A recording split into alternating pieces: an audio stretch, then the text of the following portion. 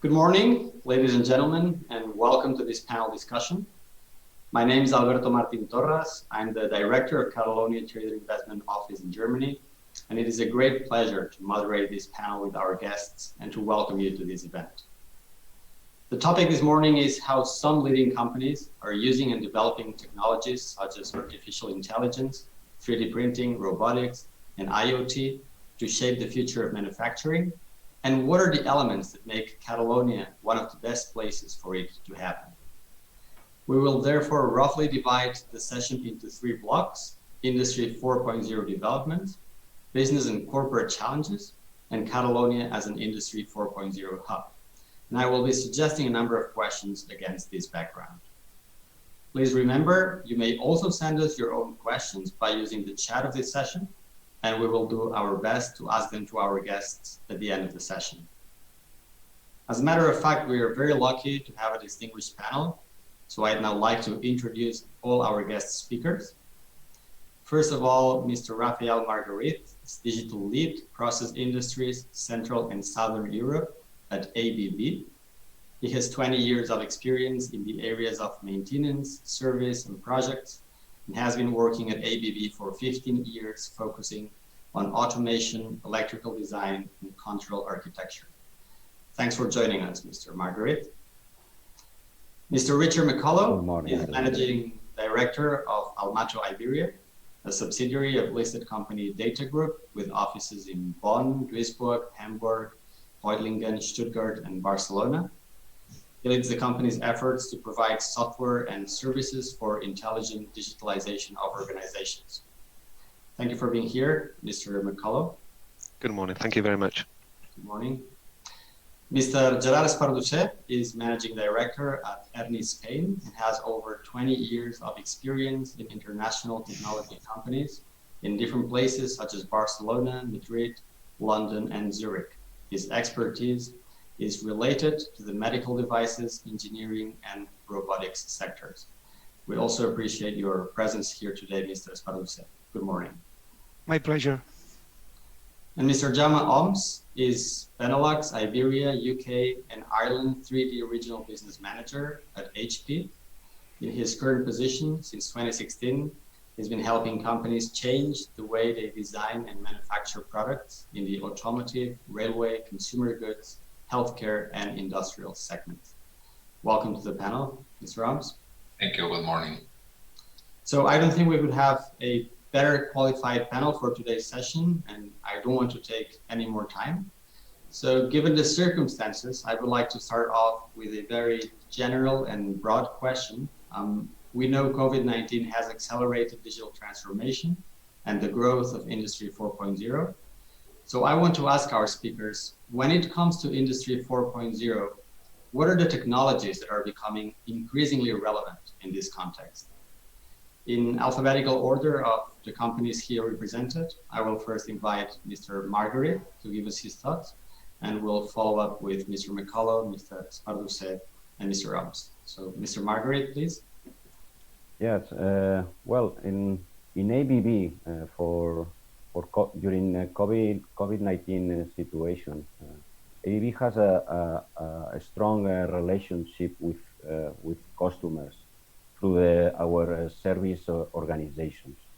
We have a lot of industry customers that were affected by the pandemic, but other customers, they were producing at full of production because they had some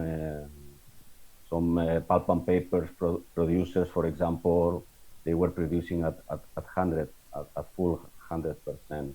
So due to the restrictions of travels, we have to give support to these customers remotely.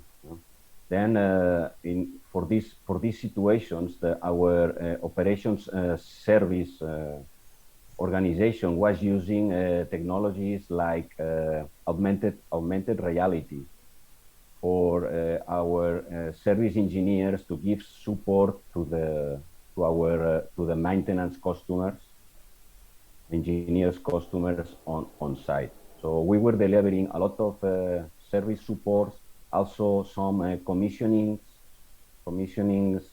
support to our customers using this augmented reality solution based on Google Glasses and this type of solution. Thank you, Mr. Margaret. Mr. McCullough. Yeah, I mean, I think COVID-19 was a very interesting period of time for us, and we've seen how that has really changed our senses of how we see the industry and how the physical world is very attached to the digital world. Nevertheless, of course, where you see a great impact from our side is automatization of processes. Anything that is to get those processes to be automatically done. This was something where we had a lot of people coming up asking us questions how we can do this. And another thing which was, of course, very important for us is the sense that everybody suddenly wanted to be on the platforms on the web in that sense, to be able to sell their products and so on, and to strengthen those services that we could provide in that area. So what we've actually seen is a pulse of everybody realizing, okay, there is a change which everybody's been speaking about, but COVID-19 was that proof of concept actually that made us really put a lot of importance into this and accelerate it. And that's where we've, of course, played a huge role, because we've been at that point of pioneering for now 10 years when it comes down to automation of processes from Germany. So this was a really good benchmark for us to say, okay, this is where we can really make that difference. And yeah, I mean, there's always a good part and a bad part, but at the end, it's how we use that situation in order to make ourselves improve and to be better. And this is, I think, where we've really excelled. Mm-hmm. Excellent. Let's now hear from Mr. Sparduse. Yeah, well, for us, COVID in the beginning was not an accelerator in the first months, but now definitely it's been everything is growing up again. So you have to understand that what Ernie is doing is software mainly for engineering and automation and robotics companies. The three scenarios we've been requested quite often in the last year are three. One is connecting faster machines, but outside the standard automation pyramid, which is edge computing and IoT. A lot of companies are trying to speed up the way machines connect and not going through the PLC to the SCADA, all this stuff. So this is one scenario we've been receiving a lot of requests, also to make machines more intelligent. And in this scenario, we've been working in computer vision, so machines are able to see on their own and maybe put pieces on the chain while moving, for example. Also, predictive maintenance is also important in terms of intelligence. We've been receiving requests to do predictive maintenance. And just adding some words to what Rafael said, also in addition to supporting operators remotely, we've been asked to create apps that support consumers remotely in mixed reality. So they realize better, or they know how to use better the technology we provide our consumers with. Okay, thank you. And Mr. Ramos. Yes, so what we believe is that additive manufacturing, 3D printing, has been one of the technologies which probably has advanced the most in this digital transformation journey due to the COVID situation.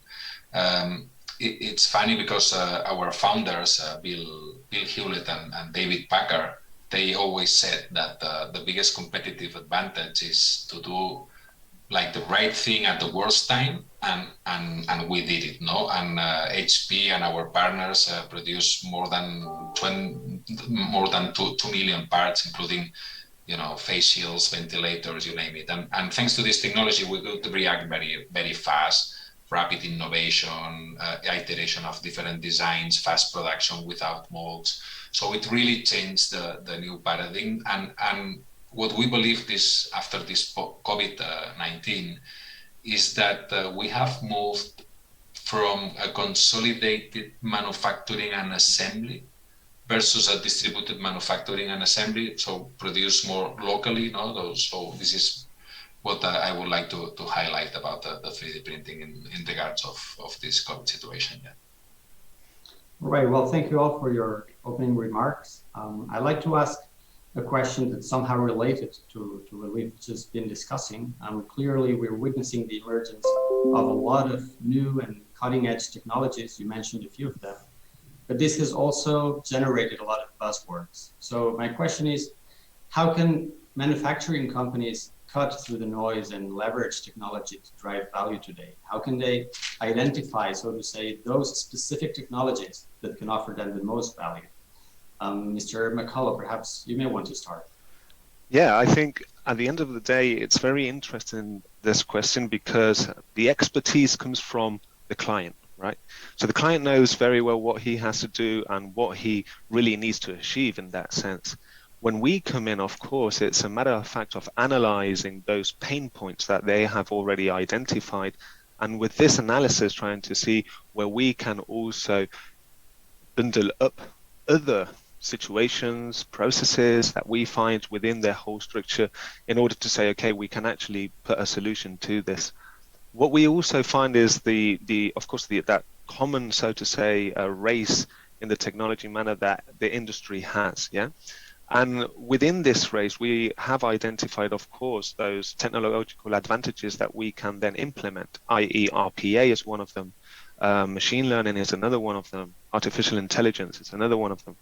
But in a very simple mindset, this is what I believe is the biggest issue that we see nowadays, that the people really see this as a complex, topic that, oh my God, this is only for scientists in that sense, whilst we can very logically pin it down to simple, so to say, binary code, yeah? And with the client then hand in hand, making him realize that the investment isn't that big, the return of investment is huge, and therefore that it's a matter of fact, a point of time. Sooner or later, one has to do it. So why not now? Mm-hmm. That's very well said. Mr. Sparduse, what would be your answer to the question? Well, I think we all have an obligation now, which is going a bit beyond these buzzwords and trying to get to know how these buzzwords are, or these technologies are speeding up the environment, the industry. Because I think now, today, it's a matter of speed. Others are going faster than us, and so it's important to read and to get to know what AI or ML or IoT is actually, how is it actually impacting. And I think that from our point of view, which we are more software, connectivity, and data suppliers to engineering and automation companies, what we think is that customers, manufacturers have to ask their suppliers, the engineering suppliers, for this speed. Mm-hmm. Okay, I need to be there. I need to do this like that. I need to automatize my production in this way. And what we are seeing from engineering and automation and robotics companies is that they have to partner with different players outside the automation technology pyramid to speed up these custom solutions that the customers are asking them for. Mm-hmm. So at the end is what I fully align with what Richard was saying. The customers, manufacturers know what they need to do. So they have to, they must have a very, very deep interaction with their engineering suppliers. So they are providing them with these technologies. And then they will learn about how IoT, AI, or ML can impact their business. But I would focus the manufacturers on understanding what's the target, where they want to go, and how fast they want to go there. Okay. Mr. Alms, what would be the perspective from HP? Yeah, so, well, in order to convince customers to start using this technology and to stop all these buzzwords now and to cut through the noise, I believe that the best way is to show real cases and to explain to the customers that they can do the same as others. No? So maybe I agree that maybe some years ago, the ones who were more innovators, the pioneers, the first ones, they were like the ones that were more brave.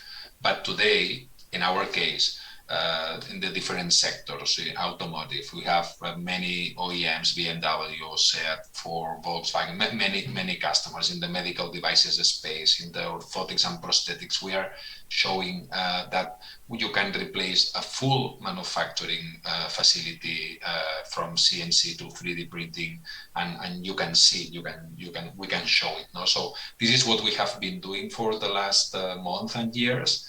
But there is something that helped us a lot, is that when this COVID situation happened, and linking with trying to link this with the previous question as well, everyone who had a 3D printing machine tried to print their own face mask or face shield. And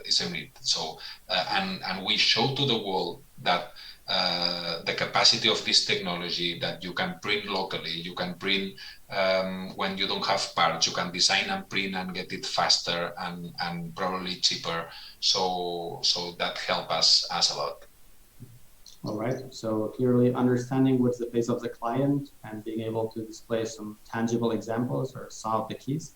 Mr. Margaret, what would you like to add to what's been said already?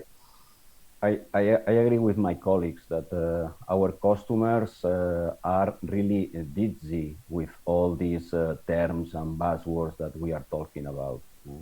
And then they are receiving a lot of inputs from a lot of companies and vendors with these buzzwords. Then the ABB approach, it's what we are doing, it's we are asking to our customers which are the pain points in their processes, which are the main pain points, and then we're trying to do a workshop together with the customers to try to figure out how to solve these pain points using ABB technology and ABB's knowledge of process. We are combining technology knowledge and process knowledge that ABB has, and then we are trying to search the right solution for the customers, getting the fast solution with high impact and with a higher return of investment. This is the approach. So let's say it's a more consultative approach. This is what we are doing maybe with our customers. All right, so very interesting nuances there between the different companies. We'll move now to the second part of the session and discuss some of the wider challenges faced not only on a technical or operational level, but also on a corporate or social level. We're all aware that Industry 4.0 is likely to cause a lot of disruption in many aspects. So I'd like to ask you, what should managers and companies like ABB, Almato, Ernie, or HP try to do in order not to leave their employees behind as a result of digital transformation and automation processes? Mr. Esparduse, would you like to start? Yeah, well, basically, sure. Well, there's no discussion that Industry 4.0 is more and more about digitalization. So, and this means that companies are needing more and more digital talent. Okay, and digital talent, you know, we have less digital talent than the need we have, right? So, in order to not leave employees behind, companies have to move to this talent approach, not this employee, but from employees to talent.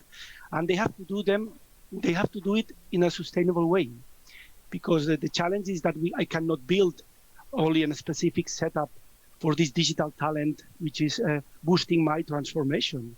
But I need to create an ecosystem for all employees in a sustainable way, that they are all growing in the same way. So I think there's no choice, because technology is leading the transformation, that the talent is part of the strategy of the companies. Also digital talent, but all the talent. And then is when you start, if you put talent in the strategy, then is when you start enabling, transformation programs for some workers, or you start investing in trainings to change the profile of the people. Of course, you also build a plan for your digital talent. But what I think manufacturing companies are facing is that they are not purely technology companies. They have part of the team. And the digital ecosystem is challenging everything, what we have to give to our employees. And these manufacturing companies have a problem dealing with these two worlds. No way, you are only one company. So the challenge is move talent to the top of the strategy, start enabling talent development and talent growth strategies for all the employees and make it sustainable in terms of costs and operations with unions, with everything. There's no choice not to have talent in the strategy. That's my proposal from Ernie. All right, it's very interesting that you connected your answer to sustainability, which we'll discuss in just a few minutes. I'd like now to hear about Almato's take on this matter. Mr. McCullough, please. Yeah, this is very interesting because at the end of the day, what we do is the end of technology. Yes, so when we bring talent inside, it's already with that bet being placed. We want always to be at the forefront. Of course, as you know, Gerard was mentioning, it is huge importance, and this is what we can never ever forget. The people are the ones, yeah. And if we are not taking this as a critical #1 priority in our day-to-day business, that all our employees are having the conditions, are actually, as I say, are willing to wake up, yeah, the next day to come to work. This is something that would really handicap us, yeah, and it's not in our interest. So of course what we try to do is we set very simple rules when it comes down to the expectancies, and this is what for us is important. We like to cover expectancies. What would we expect as an employer? What does the talent or the employees expect as part of our company? And this is what we have to fulfill, an equilibrium where we just have a simple plan that just makes both of us understanding of, yeah, this is a nice place to be, a nice work environment, and I know what I'm expecting to have in the future coming up. So that's where we really put a lot of enforce, that we have the brand of Almato, of course, coming to, so to say, the hearts of each employee, and that they can then, of course, keep on developing themselves within these forefront technologies that we are doing. So I totally must say that when it comes down to talent, this is a #1 priority and a concept that is changing heavily. The 1970s concept of business is really out of the window when it comes down to this internal competition and so on, trying to get people to really fight between each other. Yeah, what we have now is bringing up of teams, putting importance on those members and really giving them value. And in words of Robert Bosch, you know, I'm only rich because my employees are rich. So this is something that we like to follow also in that matter. That was an excellent quote. Thanks for sharing that. And I wonder what's ABB's approach regarding the matter at hand, Mr. Margaret. Well, I would say that ABB as a technological leader company, and myself as an employee, what I see is that you need your people to be adaptive, to be prepared for the change. And after 20 years of experience, I see that you are always learning. So in this type of companies where you are supplying added value to the customers, and you are giving new digital solutions to the customers, you need to be learning all the time. So you need people that it's willing to be learning all the career. So these are the values that we are searching in ABB, and these are the people that we need. People with anxious for learning during all the time of his career. We are also innovation. It's something that we are trying to promote more and more. Is one of the values that also we are searching in our employees, that they are innovative and they are adaptive to the new roles and new jobs, and all the time changing, position changing, and that's the way that we want that our employees are working on ABB. And Mr. Rams, may you please share with us your thoughts as well? Yes, yes. So almost everything has been said. Probably, I just want to add, in order to avoid leaving our employees behind. Basically, I would say two things: is investment and training So you need to invest. Of course, this doesn't come for free. You need to invest in your employees, and you need to do training. Obviously, you can hire people, but you need to do both, at least in parallel. There is something that we do in HP that we have been doing for the last year. It's called HP Digital Certificate. Digital certification, the HP Digital Certification. That is a training, is an online training that all employees, no matter if you are coming from sales, engineer, operations, whatever, you can do it, you can take it, and there is an exam. And if you pass the exam, you get like your certification that you can share. You can share in LinkedIn, or you can share. And this is a very funny way that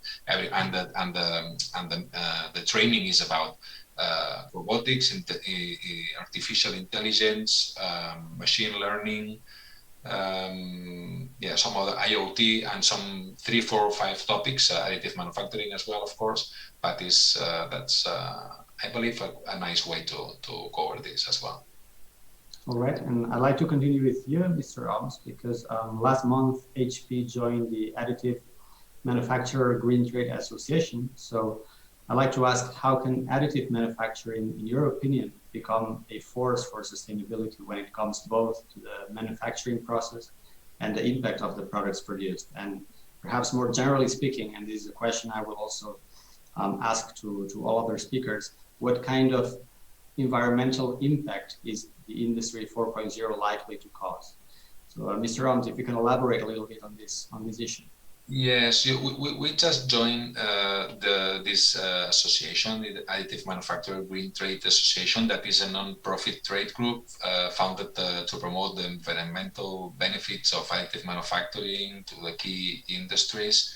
And basically, additive manufacturing is helping in the sustainability and the carbon footprint improvement in 4 different pillars. Basically, first one is the inventory reduction. So in terms of the warehouses, you can have a digital warehouse. Instead of having the products there, you can have it digital, and then you print it only when you need it. No, that's a big change in terms of and a big impact. Second is less shipping.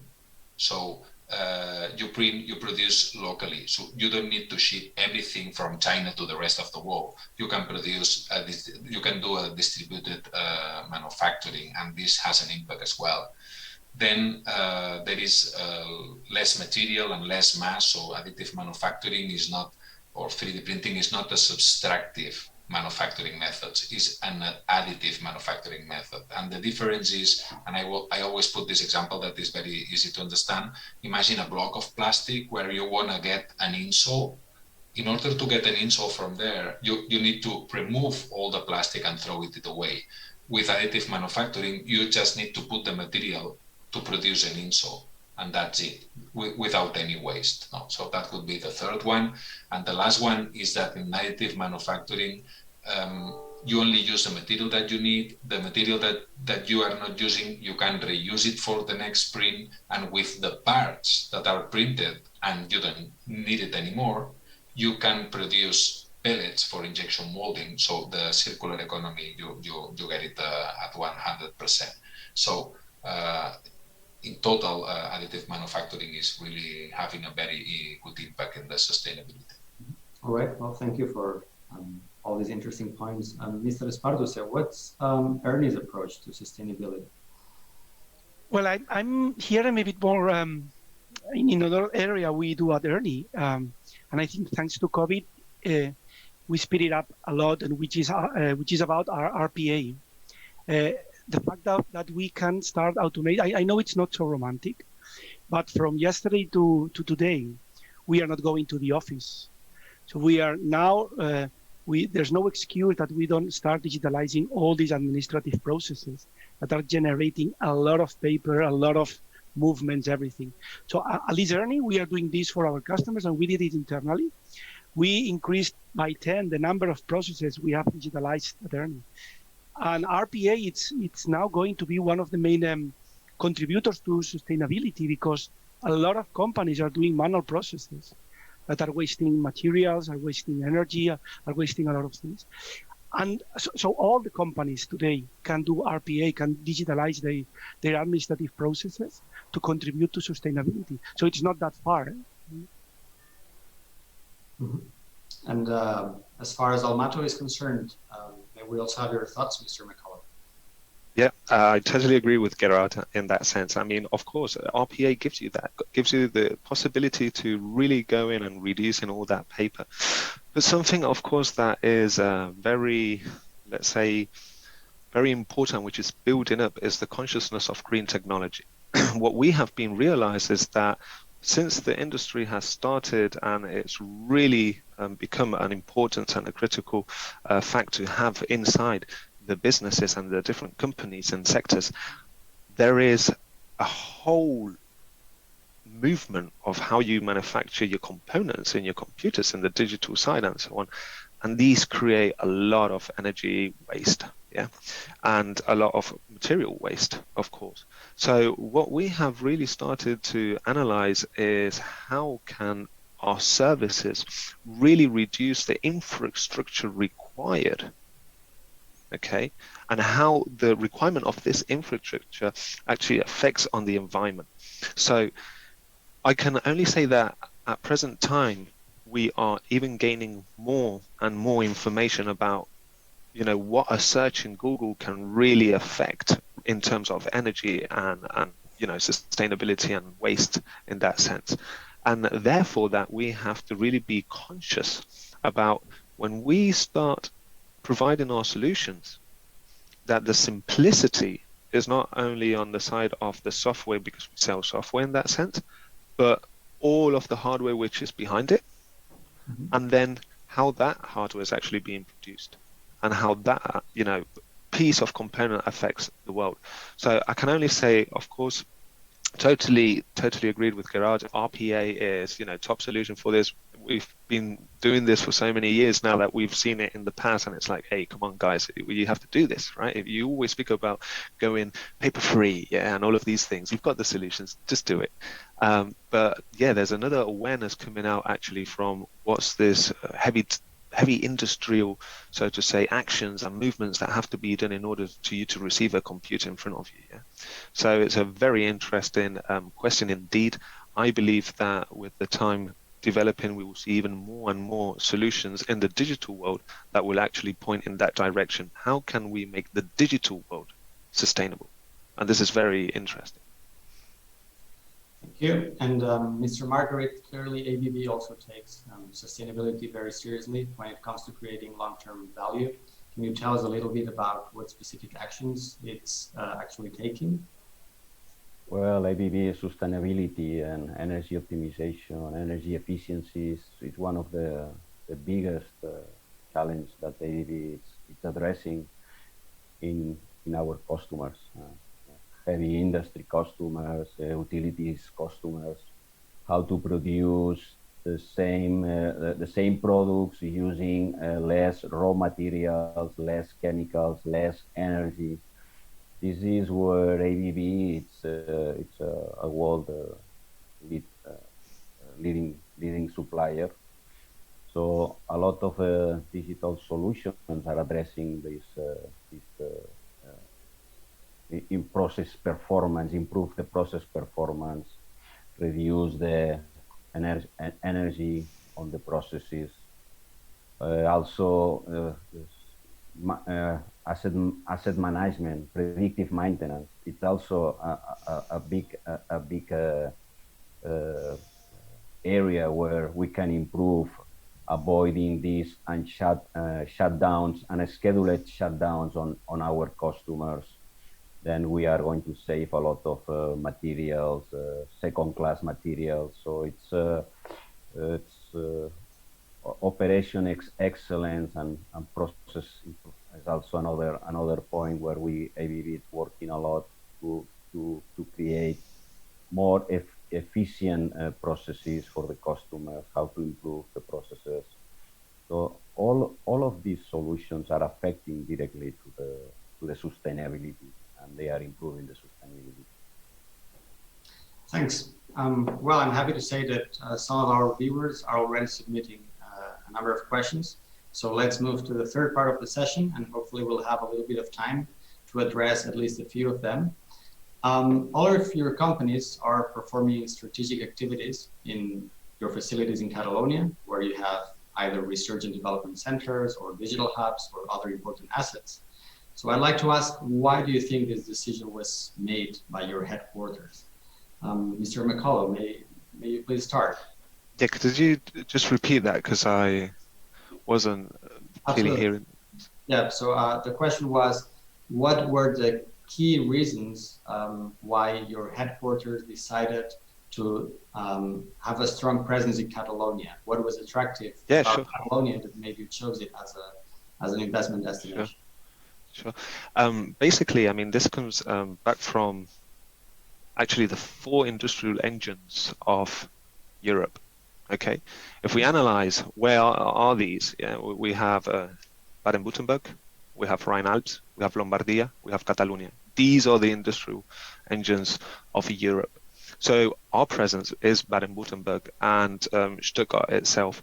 So of course, South Germany is already, or Germany itself, of course, is already our playground. And what we had was a very nice connection between both that are in the end and the ones that are in between, being Baden-Württemberg, Catalonia, and then you have all the sector in between. This was one reason, okay, and especially because at that point in time we were very heavy when it came down to also maintenance solutions, in the software sector. So predictive maintenance, as Rafael was also mentioning.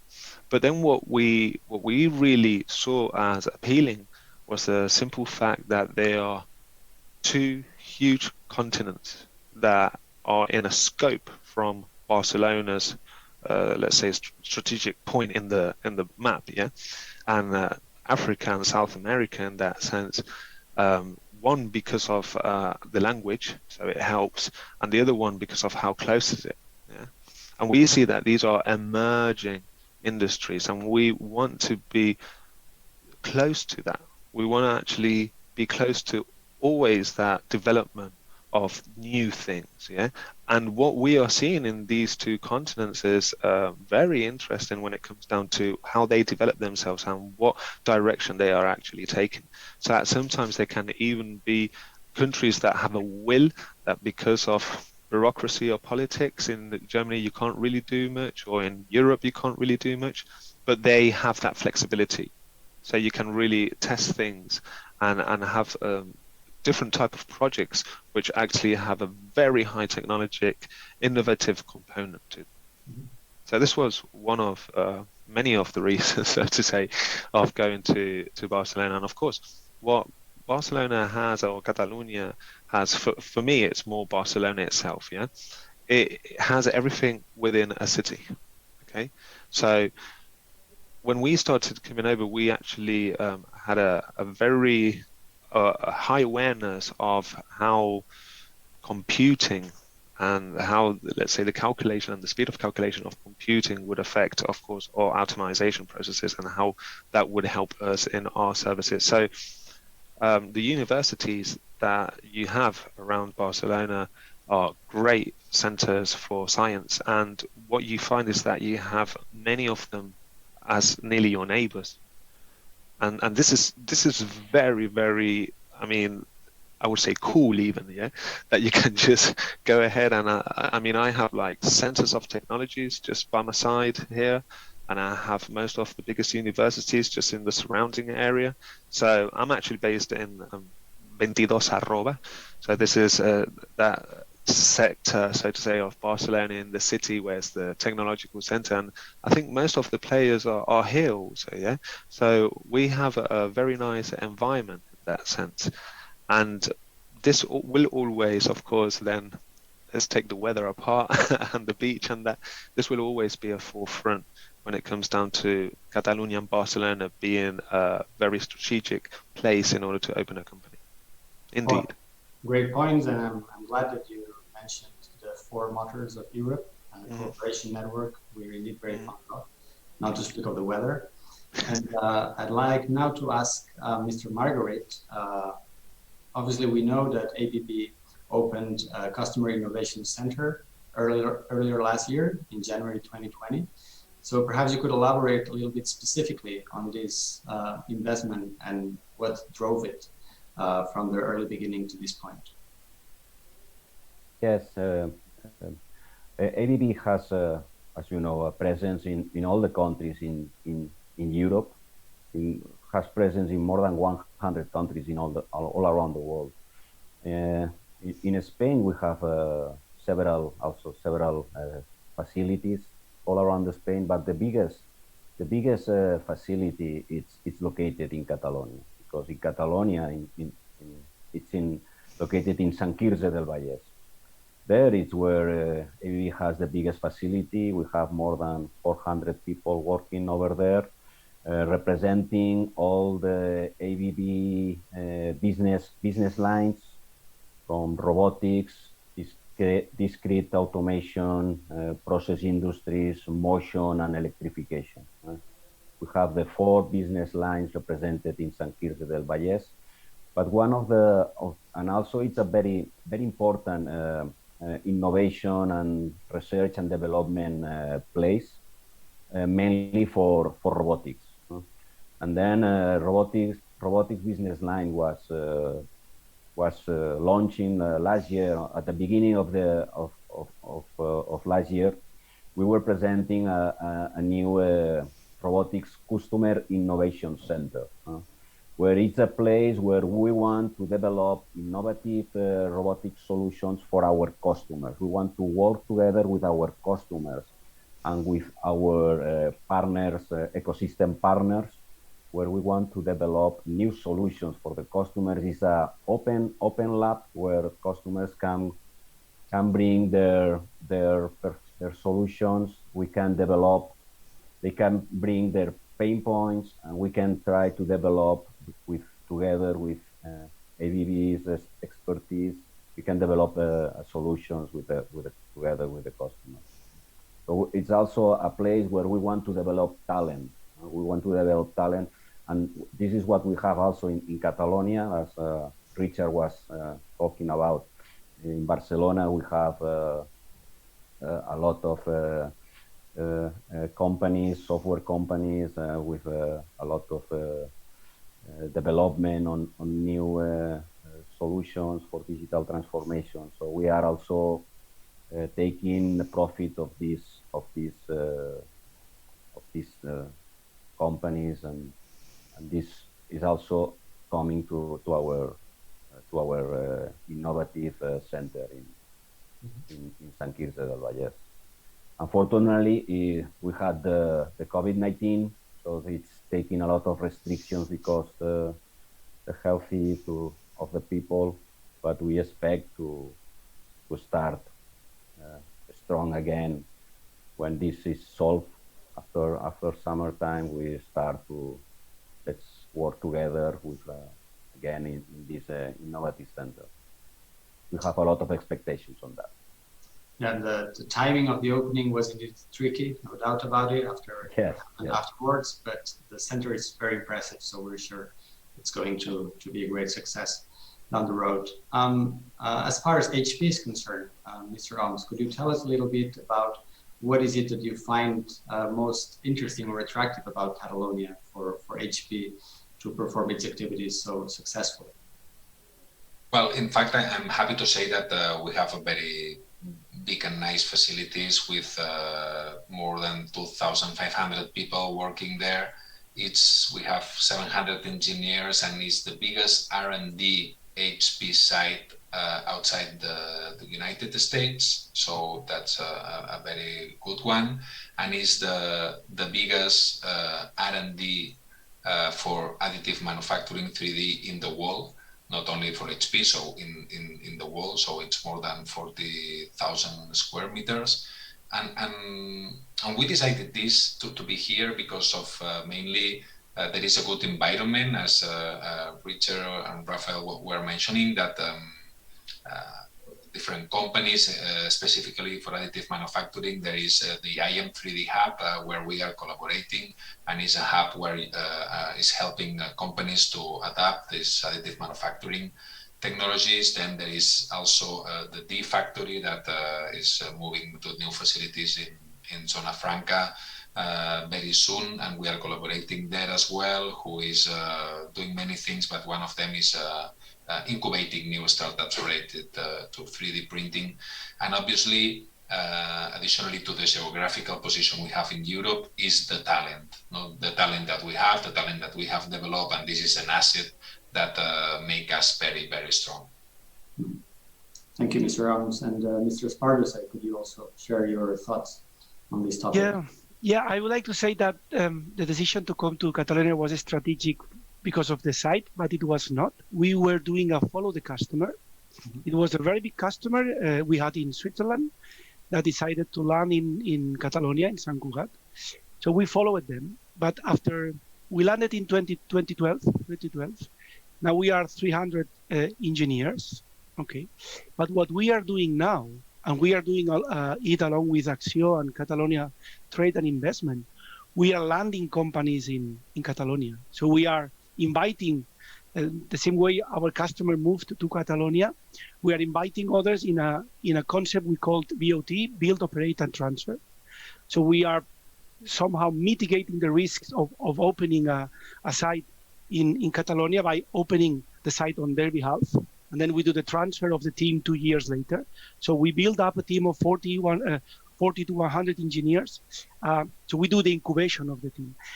And what these BOT, these Build, Operate, Transfer customers are asking us, they are looking for speed, they are looking for competitiveness, and they are looking for sustainability. So whatever they build it fast. They build it with good cost approach, and it's living for a long time.